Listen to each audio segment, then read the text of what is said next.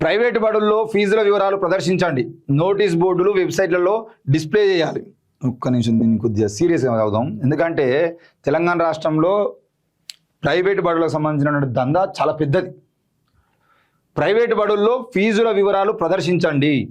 Notice బోర్డులు వెబ్సైట్లలో display చేయాలి.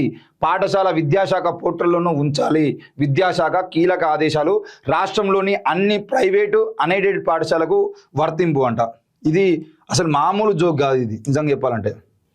ఎందుకనంటే తెలంగాణ రాష్ట్రంలో ఎన్నో రోజుల నుండి విద్యార్థి సంఘాలు ఎంతోమంది అసలు వీళ్ళు పని చేస్తలేరండి, వీళ్ళు పట్టించుకోవట్లేదు అని చెప్పేసి ఎంత చెప్పినా కూడా వినకుండా స్కూల్ నోటీస్ బోర్డులు వెబ్సైట్లో ప్రదర్శించాలి.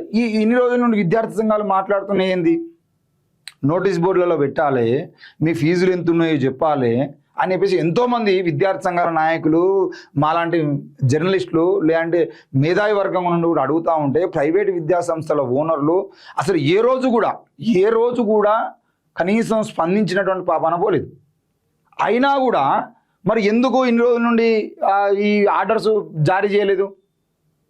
మేము హైదరాబాద్ మహానగరంలో దిల్సుఖ్ నగర్ దగ్గర ఉండేటువంటి ఒక ప్రైవేట్ పాఠశాలకు సంబంధించిన విషయంలో ఒక జర్నలిస్టు కూతురుని అందులో జాయిన్ చేద్దామని వెళ్ళినాం. అందులో జాయిన్ చేద్దామని వెళ్ళి ఇట్లా జర్నలిస్టులకు సంబంధించిన విషయంలో ఒక జీవో ఉంది, ఈ జీవో ప్రకారంగా మాకు సబ్సిడీ వస్తుంది కాబట్టి దీన్ని ఒకసారి అమలు చేయండి అని చెప్పేసి వాళ్ళ కూతురుకు సంబంధించిన ఫీజు కట్టడం ప్రయత్నం చేస్తే ఇది వర్తించదు మా స్కూల్లో అన్నారు. అదేంది అని చెప్పేసి అడిగితే మేము ఆల్రెడీ కోర్టుకు వెళ్ళినాము, ఈ విషయం మీద కోర్టు స్టే ఉంది అని చెప్పేసి చెప్పారు. మేము వెంటనే డిఓ దగ్గరికి వెళ్ళి డిఓని కలిసినాం. జిల్లా డిఓని కలిసి డిఓతో మాట్లాడి అది ఏం సార్ అసలు అంటే నిజమే, వాళ్ళు చెప్పిందే వాస్తవం అంటే ప్రైవేటు పాఠశాలలు ఏది చెప్తే అదే వాస్తవం. వాళ్ళు ఏం చెప్పారు సార్ అంటే మీరు చెప్తున్నారు కదా కోర్టులో ఉన్నాను, మరి కోర్టులో ఉన్న విషయం మీకు ఎట్లా తెలుసు సార్, దానికి సంబంధించిన కాపీ ఉందా, ఆ కాపీ మాకు ఇవ్వండి అంటే నా దగ్గర లేదు. అసలు నీ దగ్గర కాపీ లేకుండానే నువ్వు ప్రైవేట్ పాఠశాలకు మద్దతు ఎట్లా మాట్లాడతావు? ఆయన చుట్టూ ఎన్నిసార్లు తిరిగినా కలెక్టర్ ఆఫీస్కి పోయి కలెక్టర్ ఆఫీస్లో కంప్లైంట్ ఇచ్చి ప్రజావాణిలో కంప్లైంట్ ఇచ్చినా కూడా ప్రజావాణి నుండి కూడా డిఈఓ గారు పంపించిన రిప్లై ఏంది అని అంటే అది అప్పుడు అంటే మేము పోయిన తర్వాత ప్రజావాణి పోయిన తర్వాత ఆ ప్రైవేట్ స్కూళ్ళ నుండి ఆ కాపీ తెప్పించుకొని కంప్లైంట్ ఎక్కడైతే హైకోర్టులో ఉండదో దానికి సంబంధించిన కాపీని జతపరిచి ఇంకో ఈ హైకోర్టులో ఉన్నటువంటి ఈ పెండింగ్లో ఉన్నటువంటి ఈ సమస్య గురించి మీరు చెప్పినటువంటి ప్రశ్నకి మేము సమాధానం ఇస్తున్నాం అని చెప్పేసి ఆయన రిప్లై ఇచ్చింది. అని మరి తెలంగాణ రాష్ట్ర ప్రభుత్వం జీవో తీసుకొచ్చిందా జర్నలిస్టుల పిల్లలకు సంబంధించిన విషయంలో సబ్సిడీ ఇవ్వాలని? దానికి సంబంధించినటువంటి అంటే తెలంగాణ ప్రభుత్వం జీవో చేతగాని ప్రభుత్వాలా లేదంటే చేతగాని జీవోలు అనుకోవాలా, లేదంటే ప్రైవేటు పాఠశాలకు సంబంధించిన విషయంలో వాళ్ళు కోర్టుకు వేరు కాబట్టి కోర్టు పెండింగ్లో ఉన్నది కాబట్టి ఆ పెండింగ్లో ఉన్న రోజులు 10 సంవత్సరాలు పెండింగ్ ఉంటుంది. 10 సంవత్సరాల పాటు ఈ సబ్సిడీకి సంబంధించినటువంటి అంశం తెర మీద ఉండదా, ఇక అది అమల్లోకి రాదా? మరి అట్లాంటప్పుడు మీరు జీవోలు తీసుకొచ్చేయం లాభము? ఇక సిద్దిపేట జిల్లాలో ఒక ప్రైవేట్ పాఠశాల ఉంటుంది. సిద్దిపేట జిల్లాలో మొన్ననే విద్యార్థి నాయకుడుగా ఉండి అడ్వకేట్ అయినాడు తమ్ముడు శివకుమార్ అని. ఆయన అక్కడ సిద్దిపేట జిల్లాలో దుబ్బాక మండలంలో ఒక ప్రైవేట్ పాఠశాల ఏర్పాటు చేశారు. అది ఇంటర్నేషనల్ స్కూల్ అని చెప్పేసి బోర్డులు పెట్టారు. మొత్తం సిద్దిపేట జిల్లా మొత్తం బోర్డులు పెట్టారు. సిద్దిపేట జిల్లా మొత్తం బోర్డులు పెట్టేదంటే ఆ సిద్దిపేట జిల్లా కలెక్టర్ని కలిసిండు, డిఈఓని కలిసిండు, ఎంఆర్ఓను ఎంఈఓను కలిసిండు. అందరిని కలిసి ఆ ఎంఈఓ గారి దగ్గర మొదలుకుంటే డిఈఓ వరకు ఆ విద్యాశాఖ వరకు కూడా ఆయన తమ్ముడు రావడం జరిగింది. ఏం లేదు అసలు ఈ స్కూలుకు ఇంటర్నేషనల్ పర్మిషన్స్ ఎవరు ఇచ్చిర్రు అని చెప్పేసి అడిగితే 3 నెలలు 4 నెలలు అయిపోయిన తర్వాత ఆ పెట్టిన బోర్డులు మొత్తం తొలగించారు సిద్దిపేట జిల్లా వ్యాప్తంగా. ఎందుకు? ఈ తమ్ముడు ఆర్డర్ అంటే వాటన్నిటి ఫోటోలు తీసుకొని జతపరిచింది కాబట్టి వీళ్ళకి ఇంటర్నేషనల్ ఈ బోర్డులు తొలగించిన తర్వాత జిల్లా వ్యాప్తంగా బోర్డులు తొలగించిన తర్వాత వారం రోజులకు ఈయనకు రిప్లై వచ్చింది డిఈఓ ఆఫీస్ నుండి. ఏమని?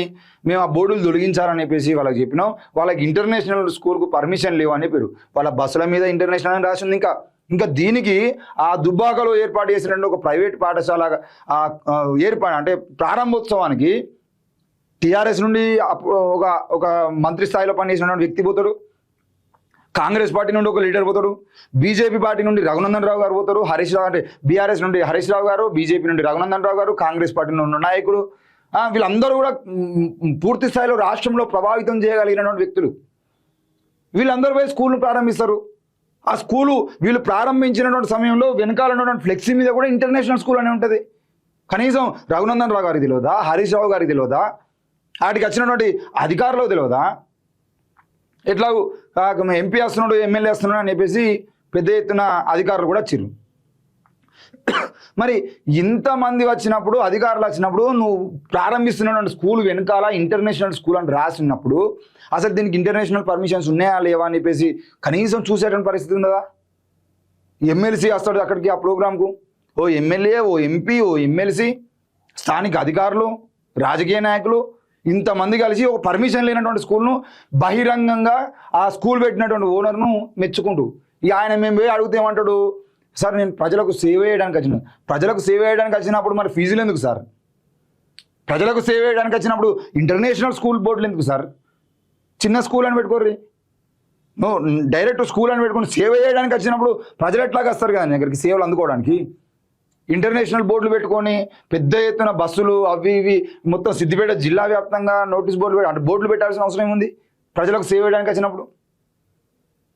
మొత్తం రాష్ట్రంలో విద్యా వ్యవస్థకు సంబంధించిన విషయంలో ఎక్కడ కూడా ఎలాంటి ప్రమాణాలు పాటించట్లేదు. ఏ స్కూల్లో కూడా ప్లే గ్రౌండ్ లేవు.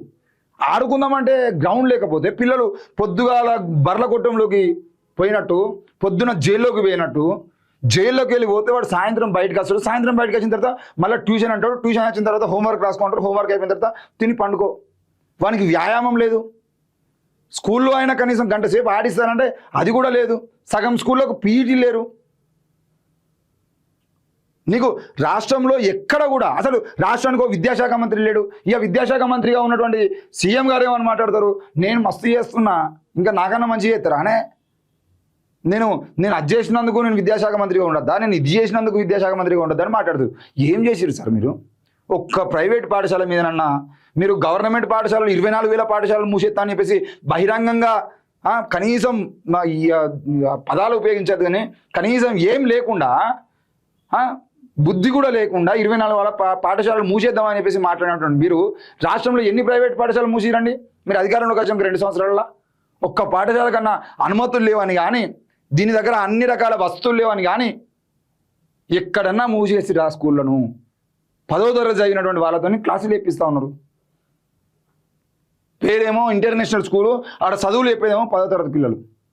10వ తరగతి పాస్ అయ్యి 5,000కు 6,000 రూపాయలకు కనీసం వాళ్ళకు వేతనాలు కూడా సరిగా ఇవ్వట్లేదు. గట్టిగా మాట్లాడేదంటే అక్కడ కూడా ఇక మతపరమైనటువంటి గొడవలు పుట్టించుడు, యాక్టివిటీస్ ఎక్కువ, ఆ మతానికి సంబంధించిన ఈ మతానికి సంబంధించిన యాక్టివిటీస్ కనబడుతూనే ఉంటాయి. అలా పూరగాన్లకు ప్లే గ్రౌండ్ లేకపోతే, ల్యాబులు లేకపోతే, కనీస వస్తువులు లేకపోతే, సగం స్కూళ్ళలో రాష్ట్రంలో ఉన్నటువంటి ప్రైవేట్ పాఠశాలలో సగం పాఠశాలల్లో ఫైర్ సేఫ్టీ లేదు. ఫైర్ సేఫ్టీ అసలు పుష్కున ఏదైనా జరిగితే దానికి సంబంధించినటువంటి ఫైర్ సేఫ్టీకి సంబంధించినటువంటి ఏదో ఒక వస్తువు అని ఉండాలి కదా, అది పనిచేస్తుందా లేకపోతే పక్కవచ్చు, అవి కూడా ఉండవు. సిద్దిపేట జిల్లాలో తిరుగుతున్నప్పుడే ఒక దగ్గర ట్రాన్స్ఫారం పక్కపంటే స్కూల్ ఉన్నది, షాపింగ్ కాంప్లెక్స్లు ఉన్నటువంటి దగ్గర స్కూల్ పర్మిషన్ లేవు, మరి షాపింగ్ కాంప్లెక్స్లు ఉన్నాయి. ఇట్లా ఏ రకంగా చూసినా కూడా, ఎందుకంటే షాపింగ్ బట్టలకు సంబంధించిన దుకాణాలు అవి ఉండేది ఉంటే షాపింగ్ కాంప్లెక్స్లు ఉండేది, అక్కడ ఫైర్ జరిగేది ఉంటే ఇబ్బంది కలుగుతాయి కాబట్టి అక్కడ స్కూళ్ళకు పర్మిషన్లు ఉండేవి. ఫైర్ సేఫ్టీ వాళ్ళు పర్మిషన్లు కూడా ఇవ్వాలి. మరి ఫైర్ సేఫ్టీ పర్మిషన్లు ఎట్లా వచ్చినాయి అని అడిగితే సమాధానం ఉండదు. డిఈఓలు అయితే, రాష్ట్రంలో ఉన్నటువంటి డిఈఓలు అయితే వాళ్ళంతా అత్యంత దరిద్రంగా పనిచేసేటువంటి వ్యక్తులు ఇంకెవరు లేరు అనిపిస్తుంది. ఒకరిద్దరు పనిచేస్తున్నారు కావచ్చు, మంచి వాళ్ళు ఉండొచ్చు అక్కడక్కడ, కానీ మెజారిటీ డిఈఓలు అయితే దాదాపుగా మెజారిటీ డిఈఓలు స్పందించడంలో ఎంత దారుణం అని అంటే, మనం ఏదన్నా ఆర్టీఐ వేసేదంటే ఈ ఆర్టీఐకి రిప్లై అయ్యానో ఏమి అన్నా స్కూల్లోనే అడుగుతారు, ఇంకో మీ స్కూల్ గురించి ఆర్టీఐ వచ్చింది మరి ఏం మాట్లాడమంటావు అని చెప్పేసి వాళ్ళని అడుగుతూ వాళ్ళు ఇచ్చిన రిప్లైను ఈయన మనకి ఇస్తాడు. ఇంకా నయ్యం ఆ సంతకం కూడా వాళ్ళ సంతకం పెట్టి ఇవ్వలేదు. రాష్ట్రంలో విద్యార్థి సంఘాలు కానీ ఎంతమంది ఎన్ని గొడవలు చేసినా కూడా పోలీస్ స్టేషన్లో పోయి మళ్ళీ మాట్లాడిన వాళ్ళ మీద కేసులు పెడతారు ప్రైవేట్ స్కూళ్ళు. వీళ్ళు ఇలా ఏదో రూల్ తీసుకొచ్చినా అని వేసి మాట్లాడతారు. 24 గంటలలో మళ్ళీ ఈ రూల్స్ అన్నీ మారిపోతాయి, ఓడి పట్టించుకోడు. ఇది కాంగ్రెస్ పార్టీలో ఉన్నటువంటి నాయకులను జేబులు దడపడానికి, అధికారుల జేబులు దడపడానికి తప్ప దేనికి పనికిరాదు. చలో మేము ఈరోజు కాలోజీ టీవీ నుండి విషయం చెప్తా ఉన్నాం. ఒక జర్నలిస్ట్గా నేను చెప్తా ఉన్నా, మేము మాట్లాడినటువంటి మాటలు నిజం కాదని కాంగ్రెస్ పార్టీ నిరూపించాలి, అధికారులు నిరూపించాలి. పోయి ఏ పాఠశాలలకు ఫైర్ సేఫ్టీ లేదు, ఎంత ఫైన్ వేసారు మీరు? ఏ ఏ పాఠశాలలకు కనీస వసతులు లేవు, ఏ ఏ పాఠశాలలకు కనీసంగా ప్లే గ్రౌండ్ లేదు, ఏ ఏ పాఠశాలలో ల్యాబులు లేవు, లైబ్రరీ లేదు. ఎన్ని పాఠశాలల్లో ప్రభుత్వ ప్రకారంగా ఉండాల్సినటువంటి రూల్స్ను వాళ్ళు పాటిస్తున్నారా లేదా అని చెప్పేసి ప్రకటించండి బహిరంగంగా. అసలు పర్మిషన్ లేకుండా నడుస్తున్నాయి కదా స్కూళ్ళు. ఒక పర్మిషన్ తీసుకుంటాడు, ఇంకో పర్మిషన్తో నడుపుతాడు.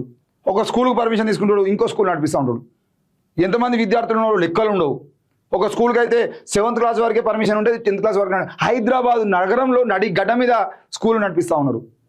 స్కూల్ పర్మిషన్ 7th క్లాస్ వరకు ఉంటుంది, 8th, 9th, 10th క్లాస్ కూడా అటు జరుగుతూ ఉన్నాయి. అరే పోయి అడిగితే ఏంది అని అంటే మాకు పలానా బ్రాంచ్ దగ్గర ఉండి మేము 10th క్లాస్ ఎగ్జామ్స్ రాపిస్తాం. మరి పలానా బ్రాంచ్ దగ్గర నడిపించినప్పుడు ఈ బ్రాంచ్లో ఎట్లా పెట్టారు అంటే దానికి అధికారులు కూడా పట్టించుకోరు. మా దృష్టికి ఇన్ని రోజులు రాలేదు, మేము చూస్తాం. ప్రైవేట్ పాఠశాలలు విద్యార్థుల నుంచి వసూలు చేసేటువంటి ఫీజుల విషయంలో రాష్ట్ర ప్రభుత్వం కీలక నిర్ణయం తీసుకుందట. ఏం కీలకము? ప్రతి సంవత్సరం స్కూల్ స్టార్ట్ అయినాక కీలక నిర్ణయం ఉంటుంది వీళ్ళది.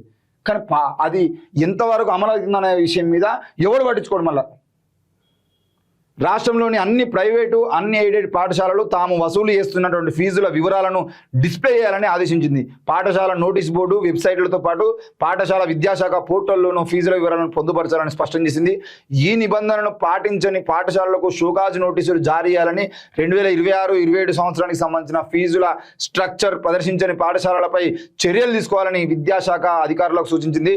ఇందుకు సంబంధించి అన్ని జిల్లాల విద్యాశాఖ అధికారులకు పాఠశాల విద్యాశాఖ ఆదేశాలు జారీ చేసింది. ఈ ఆదేశాలు పోతే ఆదేశాలు జిల్లా విద్యాశాఖ అధికారులు తీసుకుంటారు. ఆ విద్యాశాఖ అధికారులు అన్ని పాఠశాలకు పంపిస్తారు. అన్ని పాఠశాలలు కలిసి వచ్చి కూర్చొని సెటిల్మెంట్ చేసుకుంటారు. బస్ 2026-27 విద్యా సంవత్సరానికి సెటిల్మెంట్ ఇది కాదు అని ఒకవేళ నేను మాట్లాడేటువంటి మాటలు తప్పు అనుకుంటే మీరు 2025-26 సంబంధించినటువంటి విద్యా సంవత్సరంలో ఎంతమంది ఎన్ని రకాలుగా ఆ పాఠశాలకు పర్మిషన్లు ఉన్నాయి, ఎంతమందికి మీరు ఆ ఫీజుల స్ట్రక్చర్ ప్రకారం ఫాలో అయ్యారు, ఎంతమందికి అంటే దళితులకు సంబంధించిన విషయంలో ఇవ్వాల్సినటువంటి సబ్సిడీలు ఇచ్చిర్రు, జర్నలిస్టులకు సంబంధించినటువంటి సబ్సిడీలు ఇచ్చిర్రు, అవన్నీ లెక్కలు బయటపెట్టండి. రాష్ట్రంలో ఎన్ని పాఠశాలకు పర్మిషన్ ఉన్నాయి, ఎన్ని పాఠశాలకు పర్మిషన్ లేవు, అది కూడా బయటపెట్టండి. ఏది బయటపెట్టరు ఒక్కడు కూడా కనీసం ఒక్క విషయంలో కూడా ఒక్కదాన్ని కూడా మాట్లాడేటువంటి ప్రయత్నం చేయరు వీళ్ళు.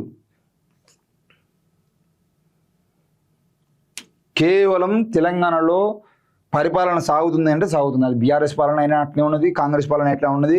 ప్రైవేటు సంస్థలు అవి స్కూల్లే కానీ ఇంకేమన్నా కానీ వాళ్లకు భజన చేసుడు నేర్చుకున్నారు పాలకులు. ఇక పాలకులకు జోకుడు నేర్చుకున్నారు అధికారులు. ఎంత జోకితే ఎంత మెచ్చుకుంటే మాకు అంత మంచి పని అన్నట్టుగా జోకుడే జోకుడు. ఒక డప్పు కొడితే ఇంకోటి తబలా కొడుతుంది దానికి. సార్ మీ పాలన మీరు మస్తు చేస్తున్నారు సార్ అని చెప్పేసి మొత్తం పై స్థాయి కింది స్థాయి అధికారి పై స్థాయి అధికారికి పై స్థాయి అధికారి ఇంకో అధికారికి ఆ అధికారి మంత్రికి జోకుడే జోకుడు. స్కూళ్ళు ఎక్కనన్నా పోని టాయిలెట్లు లేవండి. ప్రభుత్వ పాఠశాలలో టాయిలెట్లు కట్టడానికి మనుషులు లేరు. ఎందుకు ఇక చెప్పుకోవడం? ఇక అంతకన్నా దిగజారిన ప్రభుత్వాలు ఏమైనా ఉంటాయా? అంతకన్నా సిగ్గు తప్పిన ప్రభుత్వాలు ఏమైనా ఉంటాయా?